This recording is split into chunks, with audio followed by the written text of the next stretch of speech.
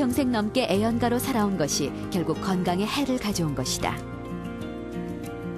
23살 펴가지고 73살까지 폈으면 뭐 적게 핀 건 아니잖아요. 근데 많이는 안 폈어요. 한 이틀이 한각. 심하게 핀 건 아니지. 그래도 역시 여행은 나오는가 봐요. 수술 당시 안장덕 씨의 복부 대동맥의 혈관은 6cm. 정상 크기의 2배로 늘어나 있었다. 게다가 동맥 경화증도 심했다. 일반적으로 동맥류하고 이렇게 좁아진 게 같이 동반되어 있는 환자들도 꽤 많습니다. 왜냐하면 이 동맥류 있는 환자들이 동맥 경화 동반되어 있는 환자들이 많기 때문에 동맥 경화로 인해서 이 동맥 폐색 증상이 또 같이 유발되는 경우도 많거든요. 이분은 그 담배를 또 많이 피우셨다고 본인이 말씀하셨는데 그런 담배 영향도 동맥 경화에 또 하나의 원인이 된다고 이미 밝혀져 있었으니까요. 그런 것도 이제 하나의 일조를 하지 않았을까 이렇게 추정을 해볼 수가 있겠습니다. 흡연은 대동맥류를 발생시키는 대표적인 원인으로 지목된다. 2005년 미국 내과학회지에 발표된 자료에 따르면 흡연자의 대동맥류 발병률은 비흡연자에 비해 적게는 3배, 많게는 4배 정도 높은 것으로 확인됐다.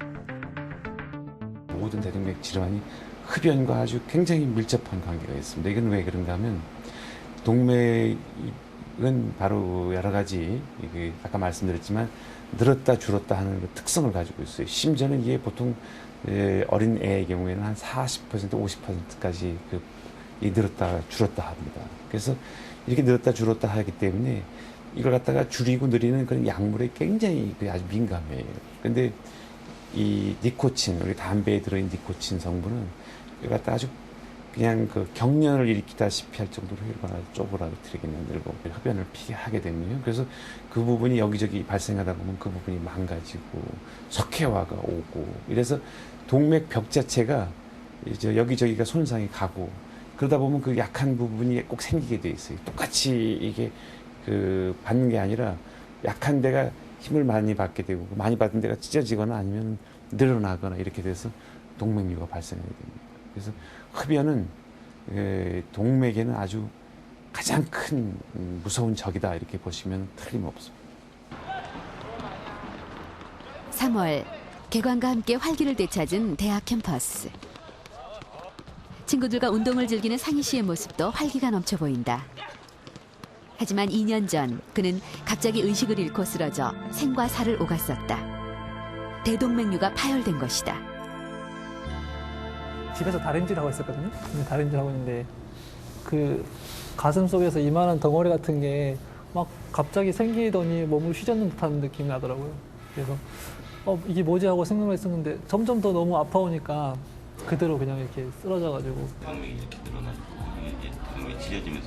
이상희 씨의 경우는 대동맥 상행 부위가 찢어지면서 2차적으로 대동맥의 직경이 정상의 3배까지 늘어난 상태였다. 대동맥 박리였다.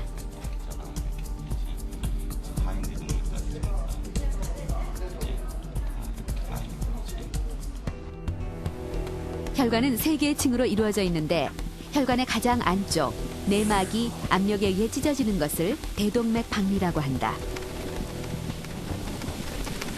내막이 찢어지면서 혈액은 중막 사이로 흐르게 되고 얇아진 혈관이 늘어나면서 2차적으로 대동맥류가 발생하는 것이다.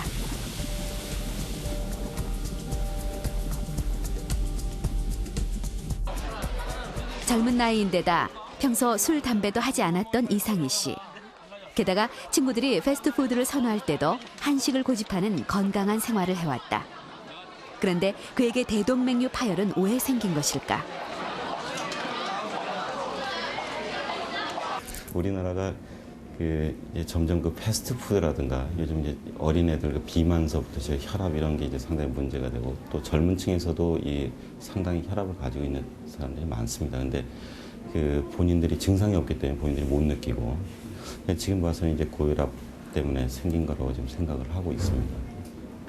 혈압에 대해서는 전혀 생각 안 했었거든요. 뭐 저혈압도 아니고 고혈압도 아니고 지금 그전에도 혈압 체크를 해봤는데 항상 정상적인 범위 내에서 나왔기 때문에 고혈압이라고 생각 못 했었는데 원래 고혈압은 대부분 환자분들이 증상이 없습니다. 그렇기 때문에 더 위험한 거고요. 그 증상이나 뭐 일이 벌어지게 되면은 우리 이상희 씨처럼 이제 대동맥 박리증이라든가 이런 아니면 우리 뇌졸중 같은 이런 커다란 병이 나타나기 때문에 갑작스럽게 오기 때문에 굉장히 그 위험한 질환이죠. 늦은 저녁 시간, 이상희 씨가 워킹 연습에 푹 빠져 있다. 그는 지금 모델의 꿈을 키워가고 있는 중이다. 한순간 고비를 겪긴 했지만 그는 여전히 29의 건강한 청년이다. 한 번 더 1번. 본인이 열심히 노력했고 또 하고자 하는 의지가 되게 대단했고 그래서 지금은 오히려 그 뭐 수술이라든지 흉터가 뭐 전혀 거리낌 없고요. 예, 요즘엔 더 각광받는 디자이너들한테 더 각광받는 그런 훌륭한 모델입니다. 예. 처음에는 그 수술 흉터가 있어서 그게 어떤 지장이 되지 않을까라고 생각을 했었는데 아까 대표님도 말씀하셨듯이 이제 어느 정도 자기 개성만 있으면 충분히 커버할 수 있는 부분이니까 뭐 별 문제 되지 않는다고 생각합니다.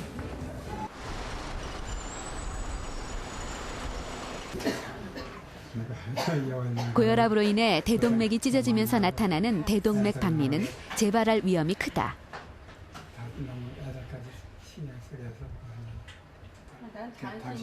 올해 1월 중순 대동맥류로 수술을 받은 김영웅 씨도 이번이 2번째 수술이다. 이미 한 차례 남편이 고비를 겪었던 터라 아내는 마음이 놓이질 않는다. 13년 전 농사일을 하다가 영문도 모른 채 갑자기 쓰러진 김명웅 씨. 응급실로 실려간 후 대동맥이 터졌다는 것을 알게 됐다. 가끔 가다 이제 좀 숨도 차고 좀 가슴이 뻐근하고 뭐 그래서 이 정도는 그냥 나이가 있으니까 괜찮겠지 이제 이렇게 했는데 그때 시골에서 그때 고추 농사도 좀 짓고 이제 그래가지고 식전에 이제 그 고추를 물을 좀 주려고 일어나서 물을 주러 갔는데 가슴에서 쿡 소리가 나는 거예요. 점점 아프기 시작을 하는데 완전히 사람을 채워놓고선 그냥 무슨 기계로다가 눌러 내리는 허리 등뼈가 다 그냥 부서져 내리가 않는 아주 그런 통증이 오는 거예요. 그 당시 대동맥이 찢어지고 판막 아래까지 가서 우측 관상 동맥까지 완전히 그 파열이 진행돼가 있었습니다. 그래서 우측 가는 관상 동맥이 고치는 것이 불가능해서 혈관을 떼다가까지 이있고 대동맥 상행 대동맥까지 대동맥을 갖다가 전부 치환한 그런 상태입니다. 이제 거기를 하셨어요. 하지만 이번엔 대동맥 상행 부위에 혈압이 올라가면서 다리 쪽으로 가는 혈류에 문제가 생겼다. 이미 대동맥 파열로 혈관이 재구시를 못하기 때문에 오른쪽 팔로 가는 동맥에 인조 혈관을 연결해 다리로 가는 혈관과 이어주는 수술을 받았다. 그래가지고 이제 여기까지 이제 해가지고 여기서 이제 동맥으로 이제 연결이 된 거죠. 13년 전 쓰러진 이후 다시 태어났다고 말하는 김명웅 씨. 이번엔 몸이 보내는 작은 신호도 그냥 지나치지 않았다. 대동맥 박리는 병의 경과가 아주 빠르게 진행되기 때문에 서둘러 치료하지 않으면 대부분 사망하거나 하반신 마비와 같은 심각한 합병증을 초래할 수 있다. 사람은 이렇게. 죽으면 이렇게 안 태요. 근데 꽃은 이렇게 죽었다가도 새로 태어 나오잖아. 그렇고 그러니까 당신도 이제 이런 꽃망울이 마냥 그래. 아프지 말아놨지. 너무너무 나를 놀래키니까. 대동맥 박리증이라는 건 순간적이고 찢어지는 듯한 통증이 그냥 느껴서 아주 펄펄 떼글떼글 구를 정도의 통증이 나타났다 그러면 이거는 절대 그대로 예사로 넘기고 넘겨서 안 됩니다. 그래서 이게 이제 그때가 잠깐 지나가면 잠깐은 안정된 것처럼 보여요. 좀 이렇게 그 통증이 없어지고 진땀 흘리고 그랬다가 한 20-30분 지나면 다 찢어지고 나면 뭐 좀 의식 예를 들면은 좀 이렇게 어지러운 것 같기도 하고 뭐 이러면서 그냥 가만히 이런 쉽게 말하자면 과도기가 있어요. 그냥 의식도 차리고 컨디션도 좀 나아지는 그런 듯한 그런 시간이 있는데 그 시간을 그대로 방치를 하면 안 돼요. 그런 쉽게 말하면 찢어지는 듯한 통증이 나타났다 그러면 대개 여유가 12시간 정도밖에 여유가 없다고 보시면 틀림없어요. 길어야 24시간 정도의 그 사망률이 거의 한